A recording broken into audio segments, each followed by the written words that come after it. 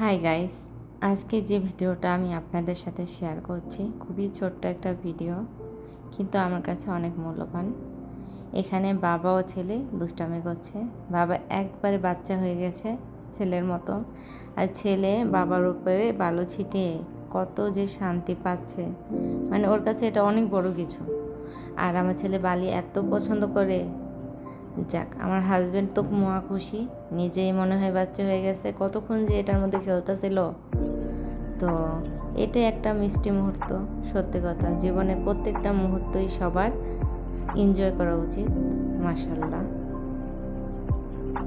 So ওনার খেলা তো শেষ হচ্ছেই না।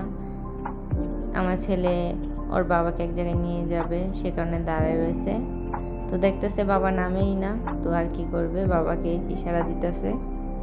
সবাই অবশ্যই আমার ফ্যামিলিকে দেখে মাশাল্লাহ বলতে ভুলবেন না। সো এই যে দেখেন বাবা তারপর ওখানে খেলতেই আছে। মাশাল্লাহ মিষ্টি একটা মুহূর্ত চলছে বাবা ছেলের মধ্যে।